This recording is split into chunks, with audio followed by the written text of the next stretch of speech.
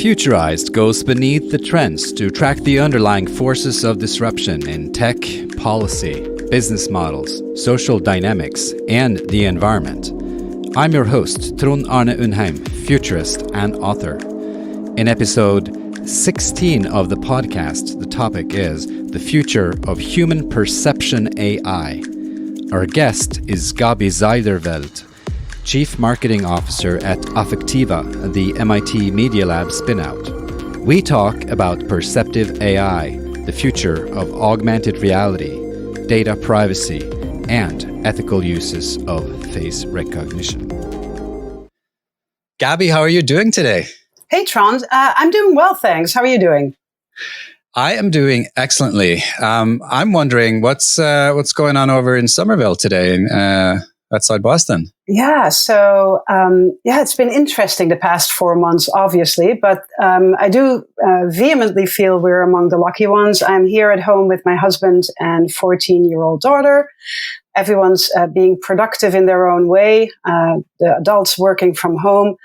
I do feel like we're among the lucky few, right? We have space to spread out, so everyone has their own workspace. I typically don't really see them during the day, which sometimes is a good thing. And also for Somerville standards, we have a really large backyard, so it's been great to spread out there. And it's also allowed us to occasionally invite like 1 or 2 friends over to have a drink, and you can still kind of keep your distance. So in the scheme of things, we're lucky, although I think my husband is a little despondent because he just found out 10 minutes ago that they're not going back into the office until the next calendar year. So it'll be a little adjustment. These are big adjustments, and big adjustments is indeed what I plan to talk to you about. First, let's just touch on some things. I mean, Gabi, you and I know each other quite well. I have tracked you since we got to know each other, and I've been watching, Affectiva, where you are the chief marketing officer. But you have a lot of interesting things in your background that I wanted to just briefly stop with. So you've worked with a Fortune 50, you worked with IBM. And your educational background, however, is in art history from Utrecht in the Netherlands. Yeah, I wanted to stop just by those two things, and we'll pick up on various things in your background because I found all of those very interesting. Let me, before I get to the art history, what is the job or educational experience that has meant the most to you as you are going about your daily job at Affectiva, and as you kind of look to the future? What one thing is it that kind of directs you and you remember as having given you the most tools to work with? Yeah, from a job perspective, I think it certainly was, it was actually spread out over a couple of companies, but I most vividly remember Centra Software. At the time, they were an online education platform, so kind of a competitor to WebEx, even in those days, since bought by Saba. But when I was at Centra, I did a lot of international work. So I was responsible for the international partner relationships, so the resellers over in Asia and in Europe. We were building up international presence, so I was very much involved with standing up offices in other countries and training our salespeople over there and our channel partners. And also, this was a time in my life where it was still exciting and awesome to travel all the time for work. I think when you get a bit older. Remember those days. Yeah, I mean, it was amazing. But I also had a really great set of coworkers, just really good people. And I got exposed to so many different sides of the business and to doing business in different international cultures. It was super informative, super inspiring. And when I kind of look back on my career, I do think of these international roles that I had as some that I really took the most away from. It's interesting, right? One does so many things, and I think more and more, especially younger people, are experiencing that they spend so few years really on any one given thing that they have they have a portfolio of different things. But when you look back and, like you and I, you have a few years in the workplace, there still are these very few things that you really think that really shaped me. Because of course, at a superficial level, you take something from every job experience. But I find that I ask this question pretty much of everybody I interview, and everybody has an answer to this question.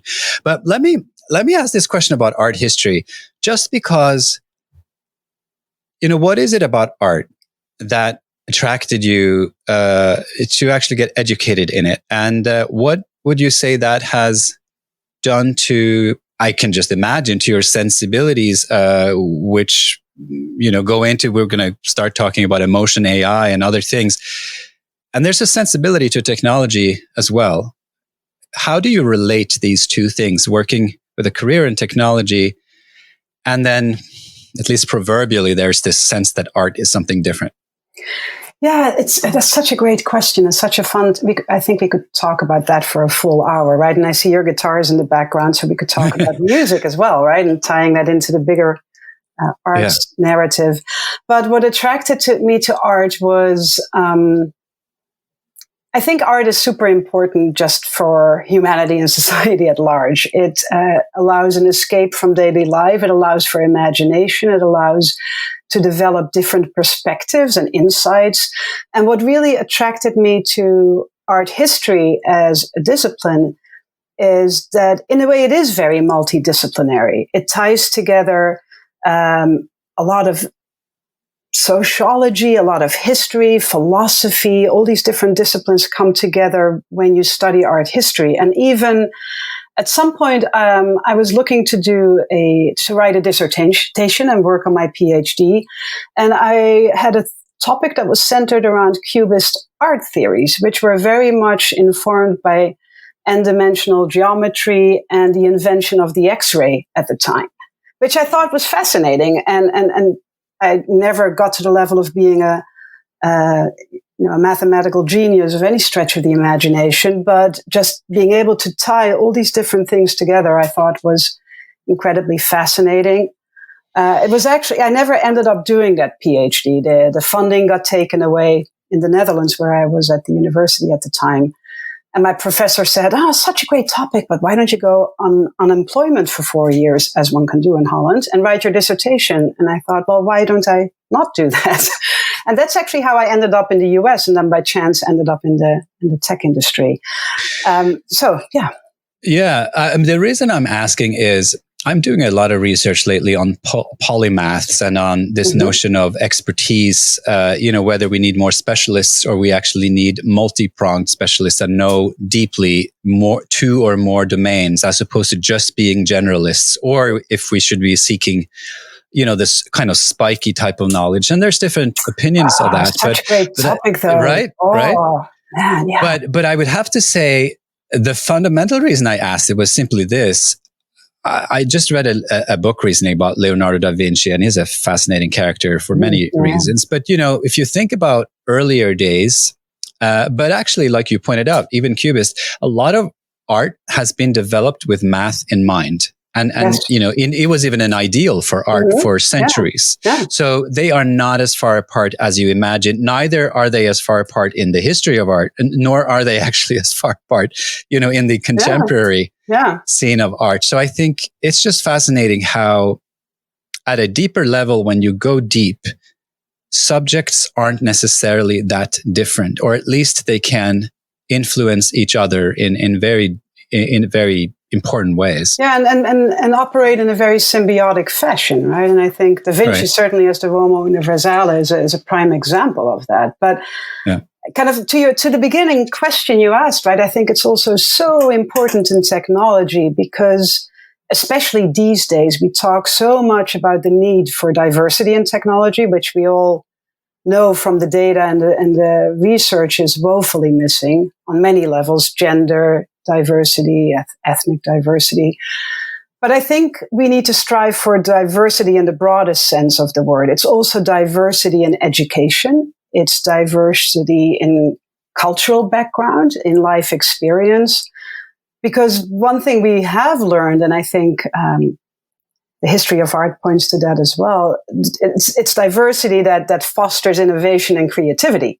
In a tech company, if you have a team of people, and they all come, as much as we like MIT and Stanford, but if they all come from MIT and Stanford and they're all 20-something-year-old computer scientists, you create a singular worldview, right? People build what they know. And it's not that they don't have a desire or an intent to be creative and innovative, but humans build what they know. So you need these diverse backgrounds to be able to create and innovate.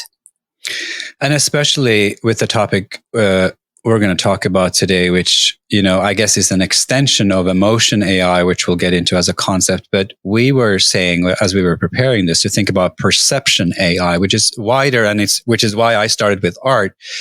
Perception is such a deep concept, and it's deeply embedded in art. It's embedded in psychology. It's basically perhaps a nuclear concept that now is becoming more, arguably more important in technology. Why do you think that's the case? How do you actually define the term perception AI? And what? Yeah, so let's start with that. What is this animal that we wanted to talk about here today?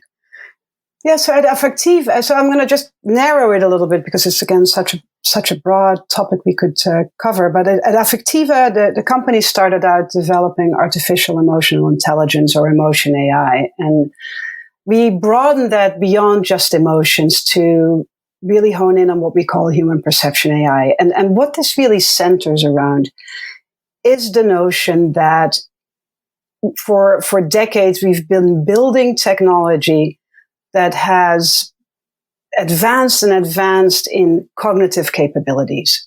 So especially these days, when you think about AI systems, super smart, great cognitive capabilities, but in truly getting a full picture and full ability of delivering on what these technologies should, there is a big component missing, and that's emotional intelligence, right? And when you think about it, all these AI systems are really built and designed to interact with human beings, or to serve and support human beings, whether it is to provide insight, provide data on health, on research, on you name it, the financial systems, banking systems. There's components and bits of pieces of AI everywhere. It's in the vehicles that we drive. It's in the education platforms we like to use. So these systems, they're human-centric. But again, this notion of emotional intelligence is missing from it. And to truly create effective and productive technology, that needs to be perceptive to how humans are interacting with them, perceptive to how humans are behaving. And that got us as a company honed in on this notion of human perception AI. So perception AI, very ambitiously, even emotion AI is slightly ambitious. Can you unwrap that concept for us as well? Because emotion AI is not something that everybody walks around talking about. When did you start coining this term, and who else is using it, and what does that really mean? So emotion AI, can you basically just describe what that currently is? Yeah, absolutely. So Affectiva coined the term, I would say at this point, probably 5 years ago. And prior to that, the technology was referred to often as emotion sensing technology or emotion recognition technology.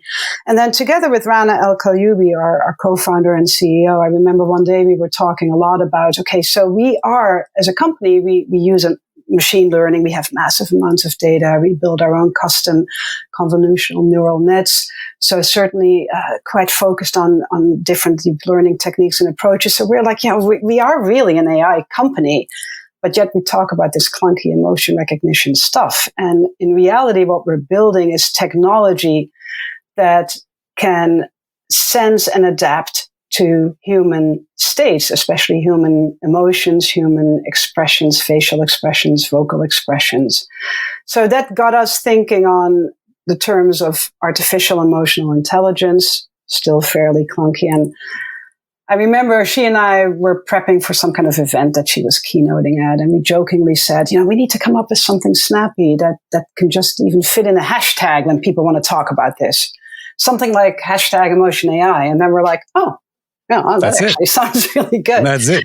Yeah. And you start testing it, and after a while it sticks. But the premise was, again, that we live in a world surrounded by all these advanced technologies, all these advanced systems, that interact with humans, great cognitive capabilities, but the emotional intelligence is lacking from it. And as a company focused on analyzing human face, we also have capabilities for voice, but face is the primary area that we're focused on.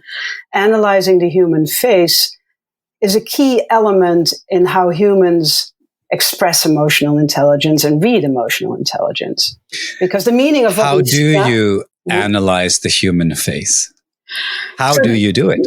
Yeah, so how we do it today, and I'm just going to explain it in very rudimentary terms, is we have software that can access a camera or a video feed, and we first of all identify a human face in an image, and then we, at a pixel level, look at facial muscle movement and gradations of that. And that then gets classified as a certain facial muscle movement or a certain facial expression, and different combination of facial expressions map to an emotion. But what that means, so that's just observing what you see on a face. But not just one face, right? I mean, I have been to your offices and I've heard stories, and I just read Rana's book. And what amazes me about the journey that you've been on is, I mean, just taking one, the amount of people she recruited to study faces, who sat there painstakingly in Egypt, I believe, and took down different annotations on what a human face is in its different. It reminds me of my old psychology textbooks where, these different faces of human emotion were all depicted on a piece of paper.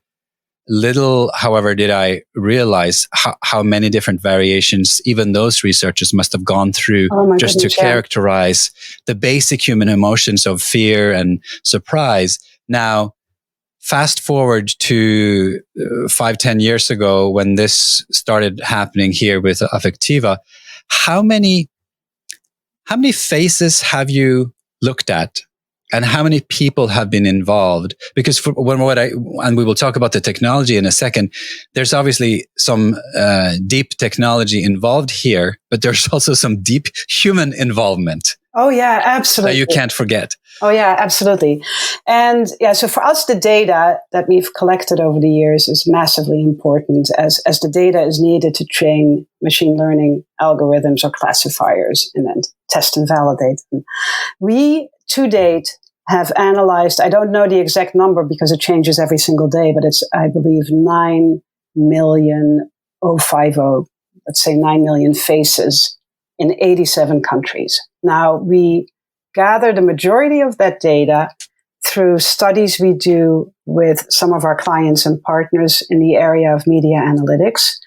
So this data is collected from people that participate in market research studies and are paid to participate, and are then explicitly asked, can we turn on the camera to record your face for analytics purposes? Some people opt out, a large portion of people opt in. And that's how we've analyzed these 9 million faces. You asked me how many people that is. In reality, most people do 2 different studies. So we capture that face twice. So if you want to be super accurate, it's 9 million faces, but half of that in terms of unique individuals. We've done these studies again in 87 countries.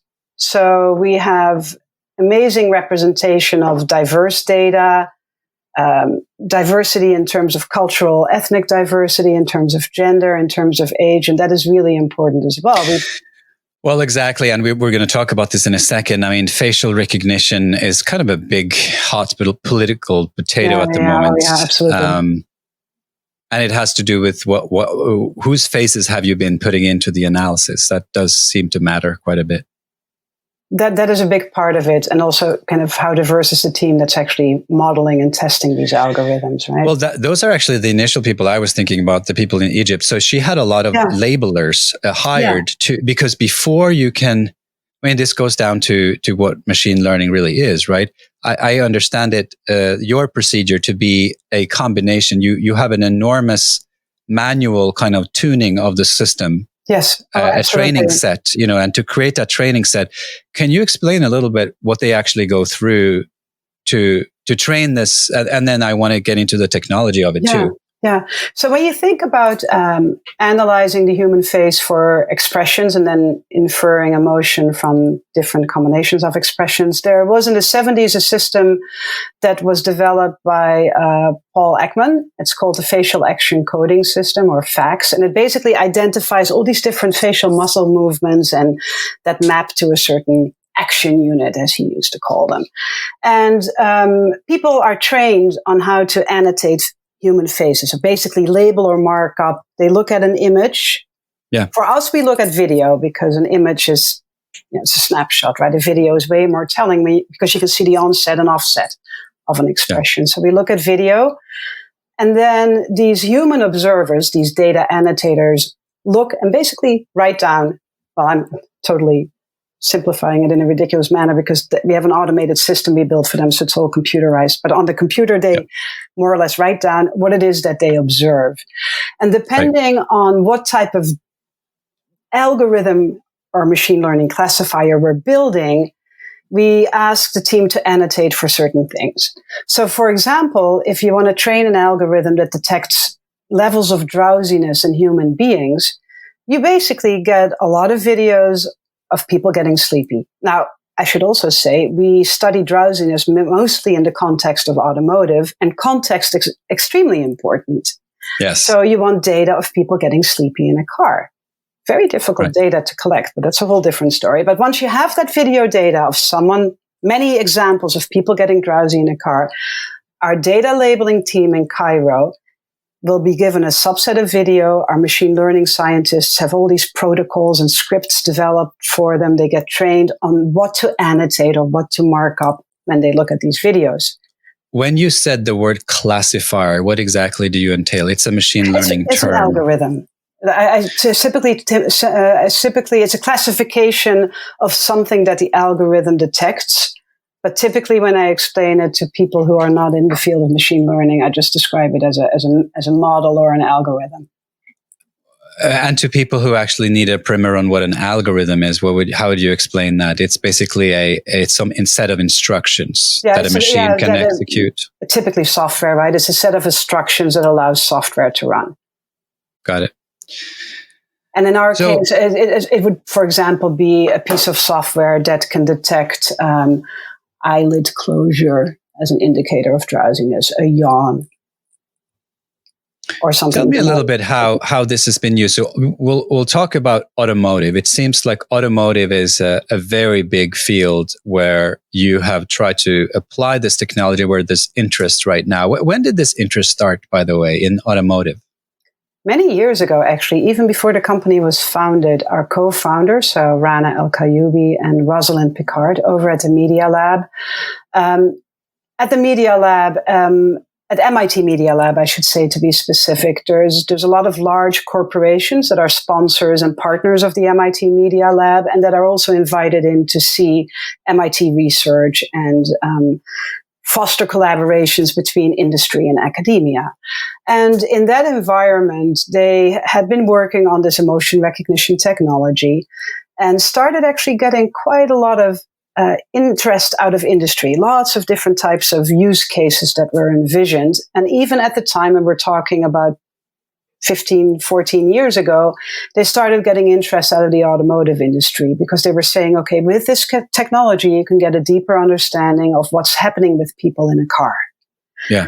At the time, it was seen as a very futuristic use case. Now, fast forward maybe another 8 years or so, at Affectiva, we've been active in a number of different markets. We're getting, you name the use cases, we've probably heard them all at this point, from a variety of industries: retail, gaming, education, healthcare, robotics. We're getting all this interest in our technology, but we're a small company. We can't service everything. And it was... So automotive is one of the ones you chose to go forward with. But very deliberately, because at the time, and this was about 4.5 years ago, we saw a sudden increase in inbound interest from automotive companies wanting to learn about this emotion AI and how it could work in a vehicle.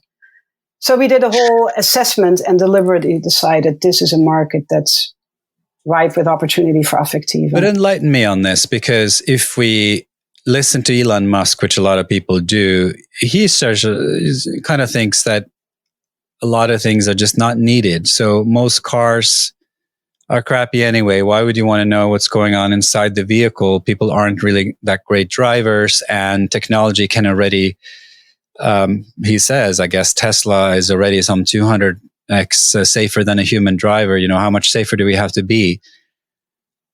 Why is there such a need to have cameras inside of a car? And what are you looking for there? Drowsiness, I get, right? Yeah. A driver that gets drowsy. I have been drowsy, and once I recognize it, I go get a cup of coffee. And then, of course, when you get to your destination, you're hardwired for 5 more hours, and it's not good. Yeah. But anyway, when you don't recognize you're drowsy, it's a big problem, and it leads to accidents. And that relationship I do understand. Mm-hmm. But I guess from his perspective, you can check that with sensors in many, many other ways, and they can be fairly automated, outside the car. Why do you need to know what's going on inside the car? What's the justification? And all right, so you said drowsiness. What other use cases is there, and what other data are you looking for? Is it purely the driver you're interested in, or are there other elements of the indoor car environment that are relevant to automotives or to anybody else? Yeah, absolutely. Should I be caring about other things when I'm in my car? I think you should, but let's unpack that one. I do think, to the Musk point, right? If we live in a world where there's only Teslas on the road, sure. If there's only fully automated vehicles, you don't need human drivers. But for the foreseeable, or at least near-term future, although Tesla did quite well apparently in their last quarter, but for the foreseeable future, there will be other cars. I think we can hypothesize. There will still be human drivers, and humans are fallible. We all know that. Also, the cause of most road fatalities and road accidents are caused by drowsy or distracted drivers. Yeah. So in the field of automotive, a huge focus has been for a long time, and will continue to be for a long time, kind of mitigating for these risks around road safety. And again, understanding human drowsiness and distraction. There's also a school of thought, and we certainly subscribe to that, is that if you want to have a system in a vehicle that can accurately detect that, it probably should be multi-sensor. Or multi-data inputs. Like, you can understand if someone is distracted, maybe by lane drift or steering wheel movement. Yeah. But you can also assess that by head movement. But a head movement can also be someone's shoulder checking when they're driving. So you need to kind of analyze, and again, based on data, determine, is this safe or not safe? Distraction is frequently still caused by devices. So if the in-vehicle system could detect, this is object detection, I see a cell phone, activity detection, and you can measure that from body key points. So activity detection, the cell phone is being moved to the hand, and then you see talking on the face, and now you see the eyes moving away. That's distraction. And it's those type of things from a safety perspective that the automotive industry wants to look at. And they'd like to use computer vision because having eyes in the camera allows you to see the scenario like I was just describing.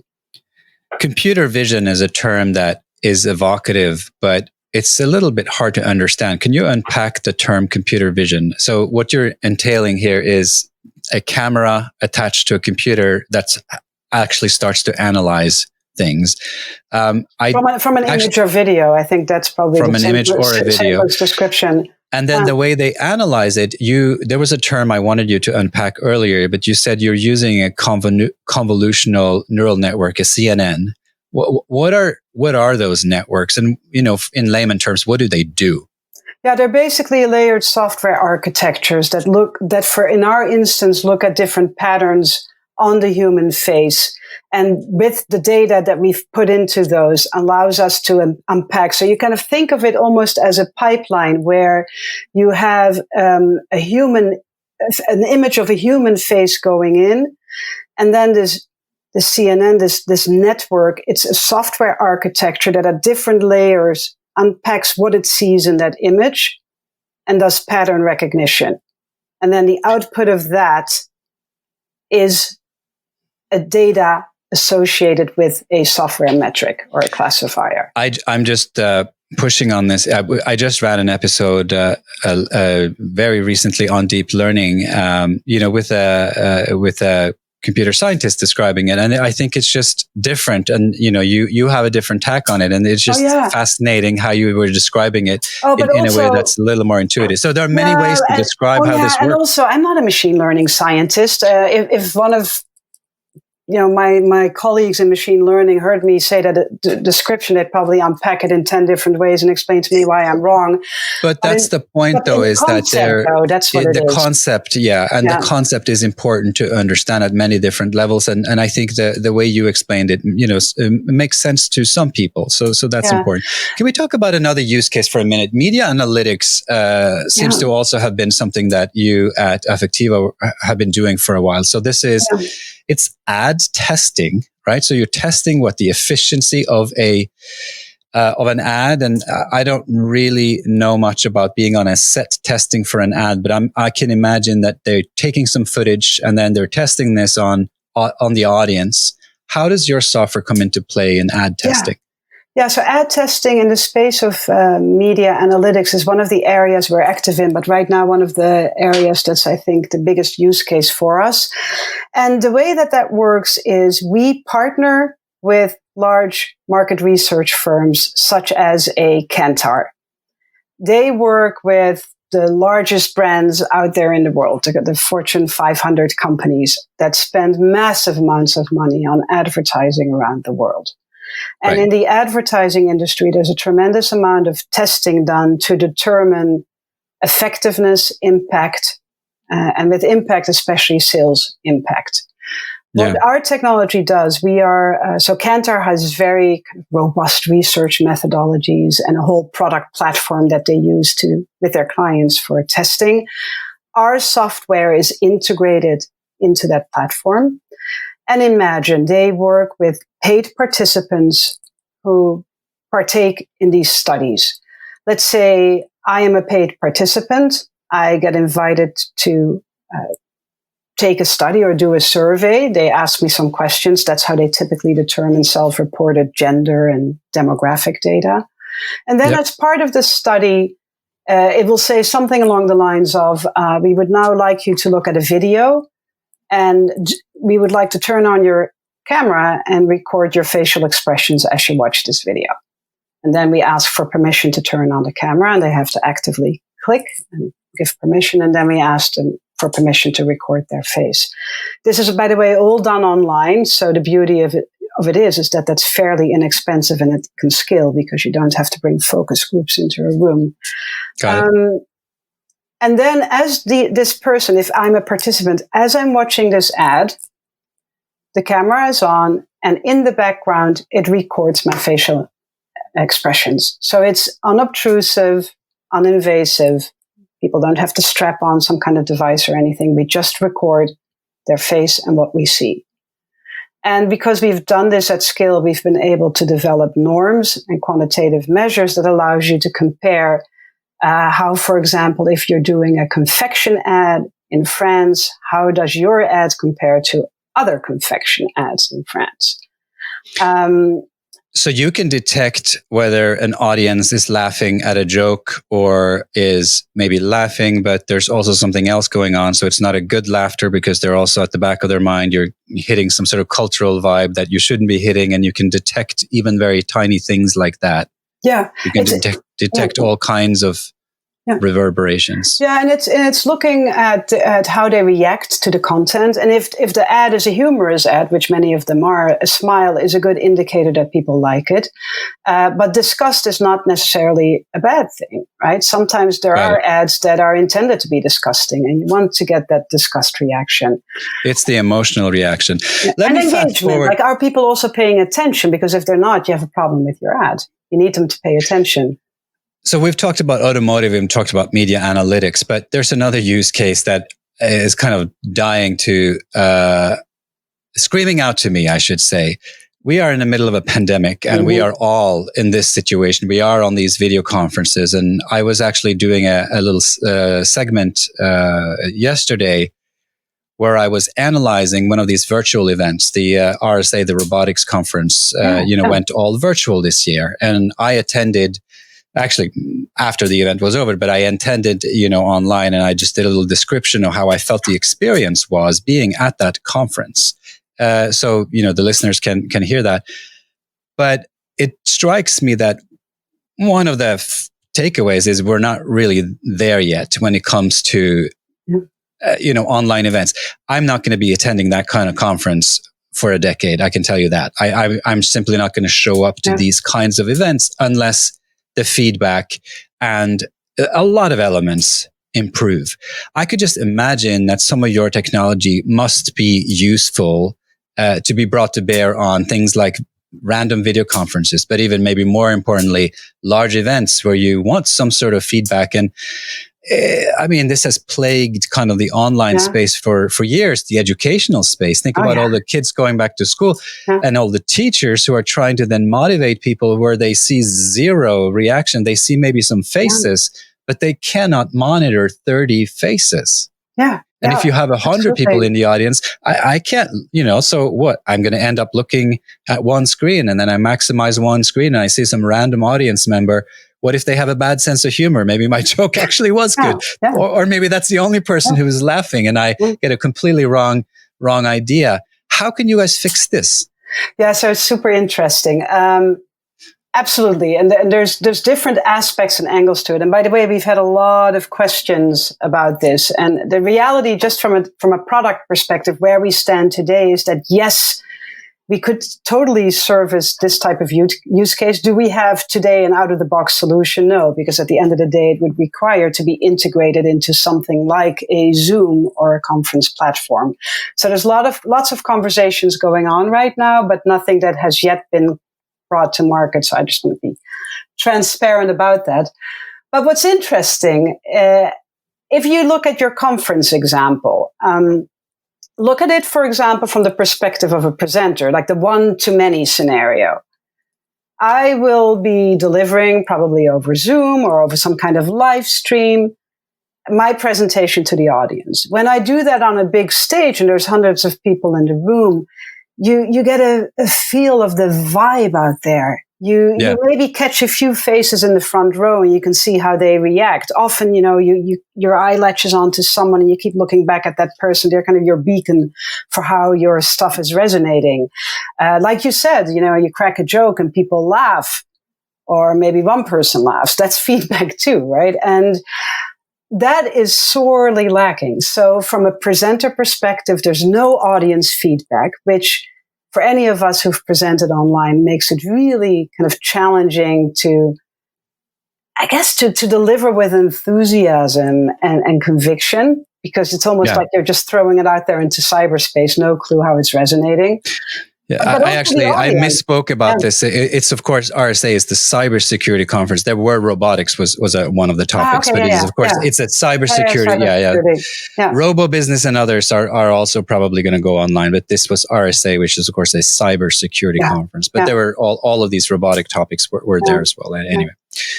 Yeah, and but the challenge, and I think that's also the fatigue that people are getting from these online conferences, is that when you think about yourself and when you go to an in-person conference, people do that for a variety of reasons, right? So, sometimes, and let's not kid anyone here, sometimes it's a boondoggle, right? It's nice to just get out of the office for a few days, but you do that because you want to meet other people. Exactly. You want to get inspired. Even the experience of being in the room and someone even famous and really good speaker is presenting. Oh my gosh. Sometimes we don't even want that. So, this is kind of an unfair competition with, live and virtual events, but also even in live events, we're not there for the speaker. So this brings me to this question of being tethered to the screen, which actually plagues online learning. Mm-hmm. It is a problem with conferences going online. The point isn't the screen in and of itself, right? How are we going to get engagement? I think, and the lack of interactivity. How are we going to get that kind of engagement? So your answer is some sort of camera technology, but maybe not a camera technology that forces everybody to gaze at the screen at the same time. Isn't there some more passive camera technology that could be put into a room so you could actually capture more informal things? There's all kinds of privacy concerns with this, but of course, I'm just sensing that. we shouldn't really try to recreate a conference. We should make a different experience. Yeah.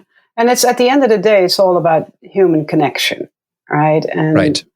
And especially with these larger one-to-many, many-to-many scenarios, that's really difficult, right? If you and I are chatting on a Zoom video call and you can see someone's face, it's still not the same as if we were to go out for a cup of coffee somewhere, but, you can build a connection. If you're suddenly talking to 200 people, that notion is lost. So I think imagine if a technology like ours was built into a system like Zoom, you could envision a way that also for the audience, there's a type of dashboard that gives you insight into how others are experiencing the event. In an ideal situation, I think it should also be kind of multi-signal or multi-sensory, right? Maybe it's our technology and it asks for permission to turn on the camera and we don't send data to the cloud. We actually can run our stuff in real time on device, so we don't have to store data to begin. But also it could be anonymous, right? So you want to get a sense of what's going on in that room and the other room. Where is there more emotional sense, action going on? Exactly. If you want an intense experience. And I love that idea, right? In the other room, like if you have a conference with multiple tracks or multiple things taking place at the same time, or even if it's a recording that then gets posted for an event that took place a week prior, for someone to look at it and say, hey, this event had the most engagement, or in this track, these are the events that garnered the most engagement. Or these are the moments that garnered or even just in between those two simultaneous events, here is that kind of reaction versus the other kind of reaction. There's just so much data that we potentially are losing. And this is data we are, as humans, we are gathering this data, but I mean, we're not perfect, right? So that's what I'm trying to say is we could do things we are not currently doing if we are at an event. You could enhance the experience rather than try to copy the experience. Absolutely, right. And if you think, about Zoom, look, if people look at the bottom of their Zoom screen, you have chat and there's 2 reactions you can give. Yeah. Well, maybe the reactions should be more, but the reactions could also be grabbed from your face based on the camera data you share. But what if you could combine all of that, right? So what if the chat data gave insight as well? And think about it too for the event organizers as post-event data. What are the presentations and what's the type of content that people engaged with the best? What is the format that people like best? That people like live stream better than a pre-recorded Zoom with a live Q&A? There's all these different things people are experimenting with now. But you said it, we're leaving data, valuable data. But this is you and I, right, Gabi? And we are adults and we already have our own set ways. I want to hear about your student projects because you have make-a-thons going at Affectiva. That sounds fascinating. So what is that all about? Yeah, so this is awesome. And I'll give a little bit of history and context for that. So at the beginning of the call, we also we talked about diversity and the need for diversity. And as a company, we've also had a very strong ethos for a long time of mentoring, a little bit of paying it forward, but also kind of having a hand in essentially developing the next generation of AI leaders. And as such, also develop for ourselves a pipeline of talent. And for a number of years now, we have had a very successful summer in-person internship program where we get interns from all kinds of different backgrounds, different gender, different ethnicity. Some have really multidisciplinary educations. We get interns in marketing. We get interns especially in the machine learning department. We get interns in engineering. And we run this very robust program in the summer. Some of these students are with us for more than 2 months. We give them a good dose of mentoring. We bring in interesting speakers. So it's very much an education program. And what's interesting is that some of our recent hires have been former Affectiva interns.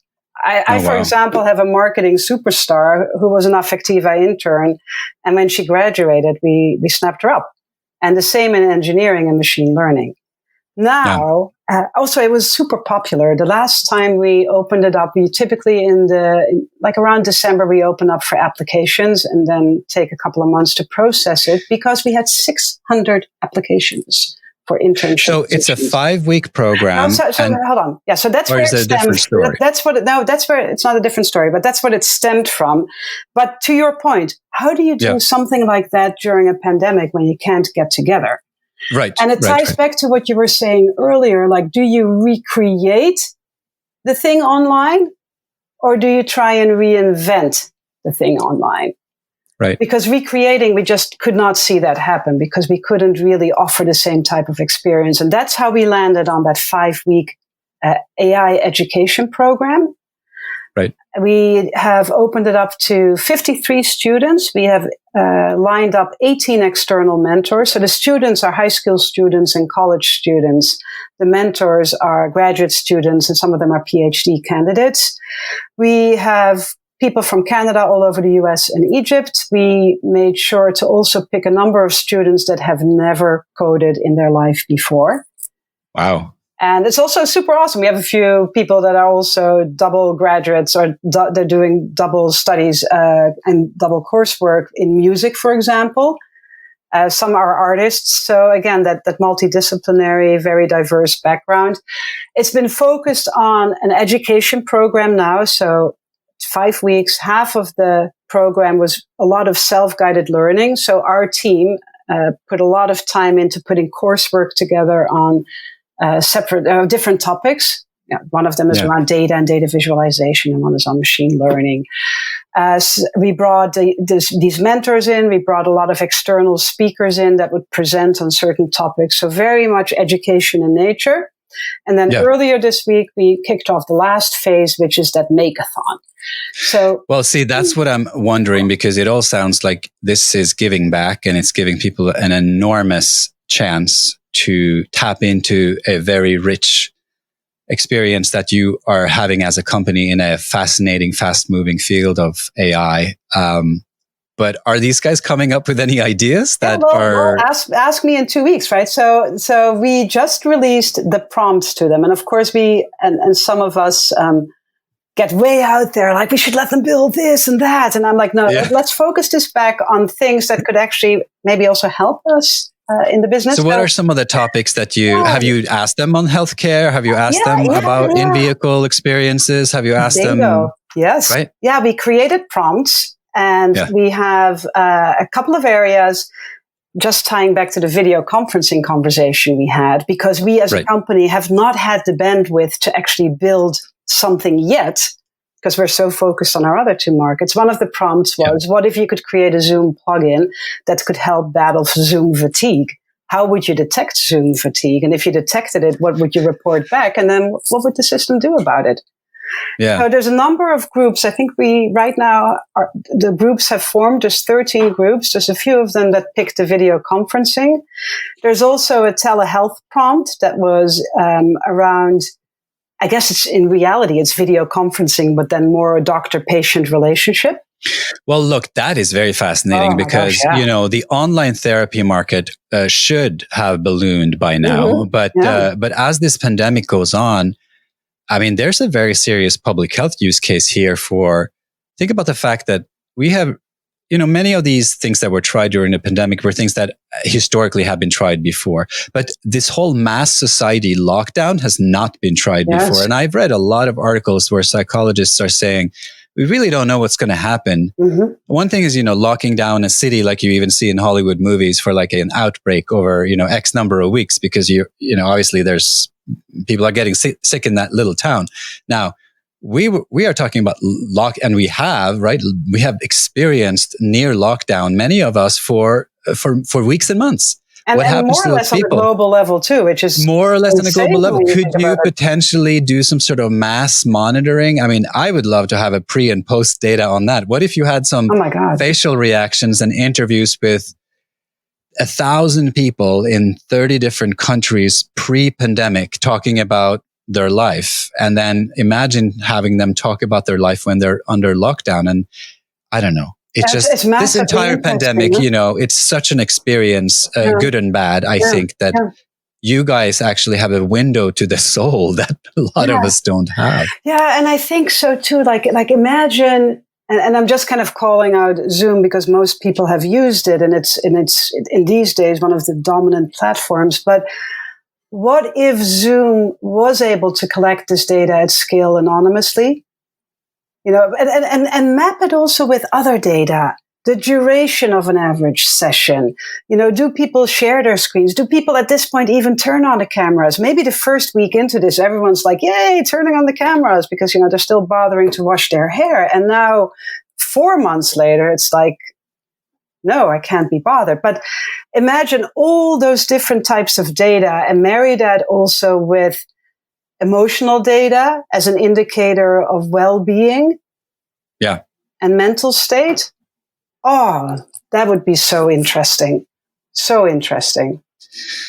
Wow. A lot of things to discuss here. Are there any other startups doing interesting work in the field that we have been talking about? So perception AI, emotion AI, what are some of the peers or even partners or others that are doing exciting things that are latching on to the same idea? I mean, you mentioned working with automotives and stuff, but what about on the startup side? Are there other startups that are doing interesting things here? First one actually that comes to mind is Cogito. They're also a Boston-based company. They also spun out of MIT MediaLab, and they're also looking at emotional intelligence, emotion AI, but from a voice perspective. And their main use case is in call centers, which I think is massively fascinating. Call center jobs can be very, very stressful. They're fast-paced, high volume, and often these call center reps have to deal with people that get rude and nasty. And burnout is a real issue. Yet you also need to ensure as a brand that your call center reps are representing you correctly. So they're doing a lot of voice analytics to, it's mostly focused around ensuring call center rep health and coaching and guiding them. And I just think that's another really fascinating angle in a great use case. So that brings us, more specifically to, where are we heading in the next decade? How fast do you think this is going to go? How quickly will more advanced approaches to perception AI be introduced in various fields? We have talked in depth about the automotive use case. We have discussed ad analytics, and then, briefly talking about conferencing and that use case. So those are at least 3 different ones. And then you have the pandemic overall with all of that panoply of different kind of challenges. Yeah. Where is this going? I mean, where do we go from here with perception AI and also the privacy challenges we were just kind of scratching the surface of? Where is this heading? Yeah, I think we're going to have a type of reckoning, if you will. I think because we live in such an AI hype and such an AI bubble, and every single piece of software that comes to market has to be AI, of course. I think there's also a lot of these emotion AI-ish systems out there that are just not developed and deployed with ethics in mind. I also think what's happened with facial recognition, we as a company, by the way, often get lumped in with facial recognition. We are not. How do you handle that? Because if I don't know much about you, I would say, well, you are all the same. The police is using face recognition. They are probably deploying your technology just like everybody else. All these tech companies lumped together. You're all enabling random use cases of facial recognition. Yeah. A simple explanation we provide is that facial recognition is used for identification and authentication of human beings. They analyze the face to do that. Affectiva also analyzes the face, but we do it anonymously. We don't identify or authenticate the individual. It's an anonymous face to us. Even those 9 million you wouldn't faces, even sell. You don't even sell to that use case. No, so if the police comes to you and says, I love your technology, we want to deploy this. Yeah. In the early days of the company, there was a VC arm or a venture capital, an investment arm of a security agency approached the founders of the company and asked them to pivot to a surveillance use case for an investment of 40 million, which if you are a company struggling to make payroll in a few months is quite attractive. But the founders at the time decided, no, this is not in line with the values we've established for our company. We do not want this to be deployed. And to this day, a good 9 or so years later, we still get inquiries, but we do not sell to surveillance. We have not sold to government, and we are not selling to law enforcement.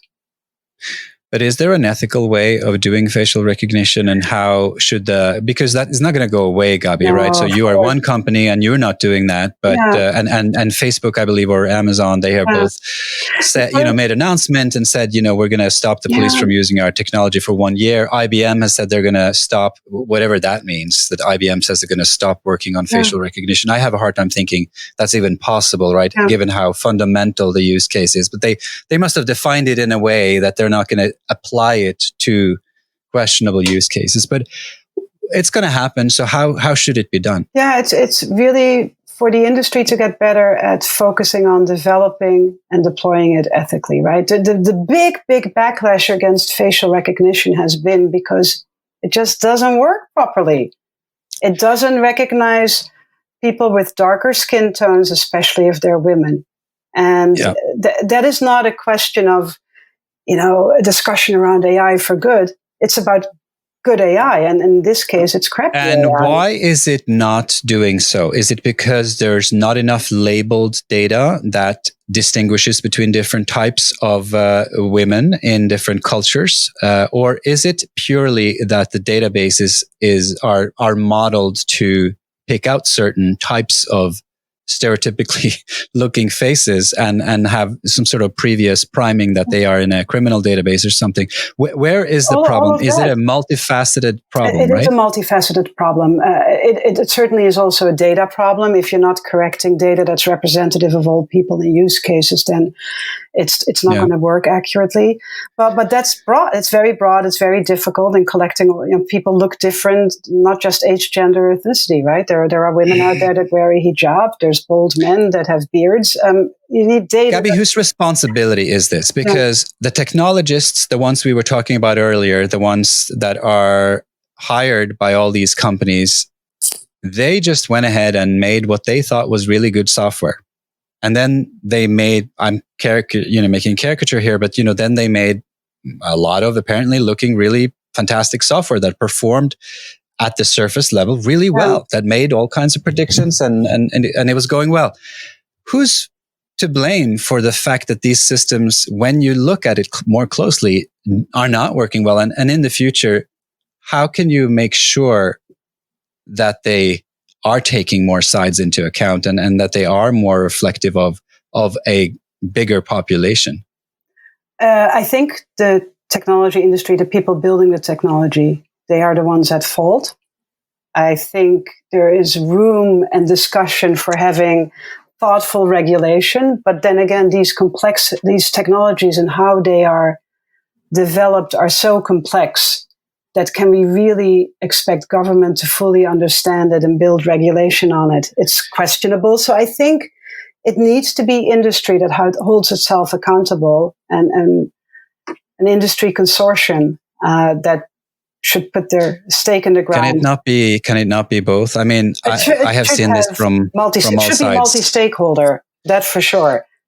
But I think it should be. No, I agree with you. I mean, I've been in government trying to understand technology. I have been in think tanks advising government on technology, and I have been in the private sector selling technology. I mean, I've been from all sides, and it's complicated on all ends, right? Because you have different concerns, and at any given moment, one concern is always your main concern. So even if you put people like you and I in government, we would suddenly then take on a lot of government concerns, and we would start forgetting the concerns that industry has to think about. It's a conundrum. But I also, absolutely. I do think the onus for fixing this should lie with the tech companies. They should just realize and acknowledge that they've built poor technology and find a path forward to fix it. But they can only do it with the multi-stakeholder input. We are a member of the Partnership on AI, which is kind of an industry consortium that brings together a lot of government and civil rights type of stakeholders as well. And it's fascinating because here I am having a conversation on the use cases for emotion AI in education with human rights lawyers and the ACLU and the Hastings Institute. And that's awesome. And they are asking difficult questions, very fair questions. But if we as a tech industry just stay within our bubble, thinking we can fix that without input from those type of constituents, we're never going to fix this problem. So here's my question to sum up what we've been talking about. And in that, I realized one term we didn't really talk about was augmented reality. But a lot of what you're building is an augmented reality. And in fact, the subtext of a lot of the things we've been talking about is to create some sort of augmented reality that goes beyond what we have been intuiting before. As we said, it's not just reproducing the past.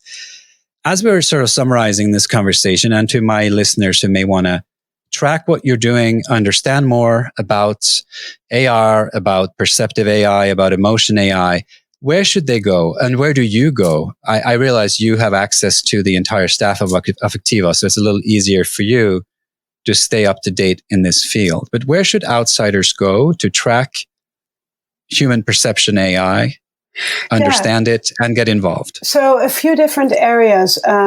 I mentioned the partnership on AI just now. I think that's a really excellent place to start because they've published a lot of papers, they've done a lot of research, and they're publishing it on their website and it's accessible there. So pai.org, Partnership on AI.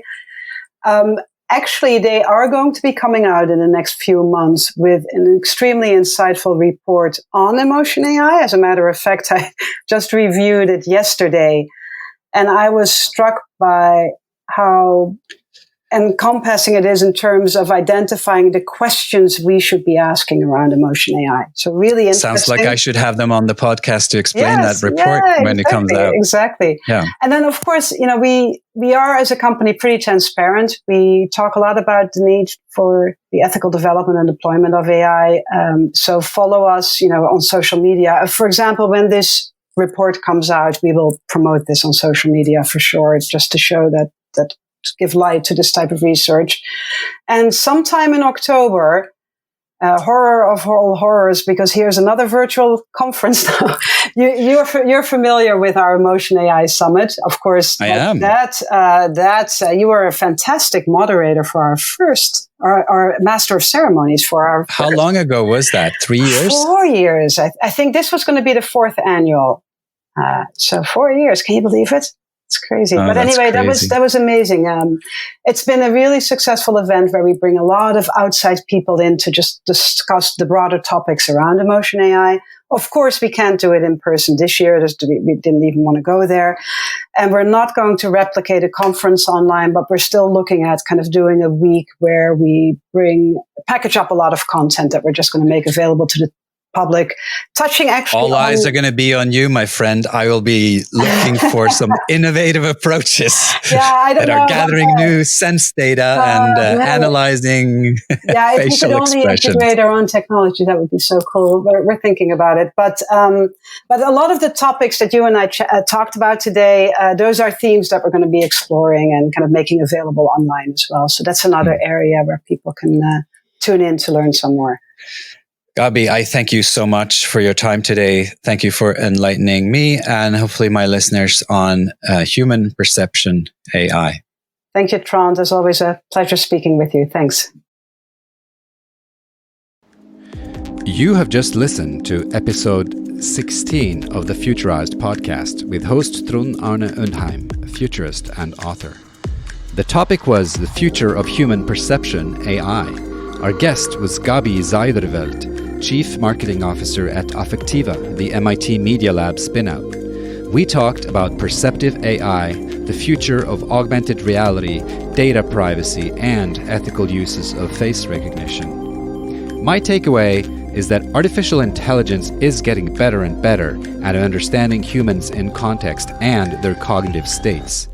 This can be useful for autonomous cars, for virtual conference speakers, in telehealth, as well as for advertisers. But is it enough to start rivaling human perception? Not for a while, and perhaps that's not the point. Thanks for listening. If you liked the show, subscribe at futurized.co or in your preferred podcast player and rate us with 5 stars. Futurized, preparing you to deal with disruption.